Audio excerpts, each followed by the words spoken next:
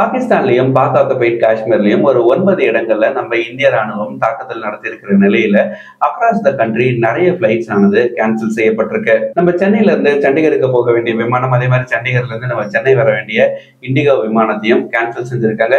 So இதே மாதிரி கேன்சலேஷன்ஸை நிறைய ஏர்லைன் ஆபரேட்டர்ஸ் அனௌன்ஸ் பண்ணிருக்கிற நிலையில நீங்க சென்னையில இருந்தோ, தமிழ்நாட்டில இருந்தோ, நார்த் இந்தியாவுக்கு ஏதாவது பிளைட்ஸ் புக் பண்ணிருக்கீங்க அப்படின்னா அதோட ஸ்கெடியூல் என்னன்றதை ஒரு வாட்டி செக் பண்ணிக்கோங்க. ஏன்னா பிளைட்ஸ் கேன்சல் ஆகிறதுக்கு நிறைய வாய்ப்புகள் இருக்கு.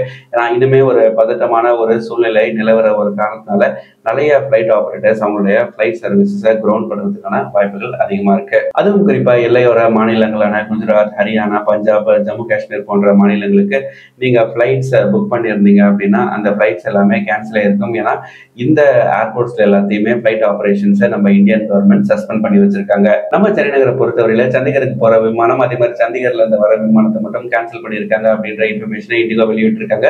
நீங்க வேற ஏதாவது பிளைட் ஆபரேட்டர்ஸ் கிட்ட டிக்கெட் புக் பண்ணிருந்தீங்க அப்படின்னா எந்தெந்த பிளைட் டிக்கெட்ஸ் கேன்சல் ஆயிருக்கு, ஏதாவது ரீஸ்கெடியூல் ஆயிருக்கா, இல்ல ஆஸ் பர் பிளான் பறக்க போகுதா அப்படின்றத நீங்க செக் பண்ணிக்கோங்க. அப்படி இல்லை அப்படின்னா சென்னை ஏர்போர்ட்டோடைய ட்விட்டர் பேஜுக்கு போய் நீங்க செக் பண்ணாலும் உங்களுக்கு லைவ் அப்டேட்ஸ் கிடைச்சிட்டு இருக்கும். இதே மாதிரி சென்னையில இருந்து தகவல்களுக்கு மறக்காம நம்ம சேனலை சப்ஸ்கிரைப் பண்ணி வச்சுக்கோங்க. நன்றி, வணக்கம்.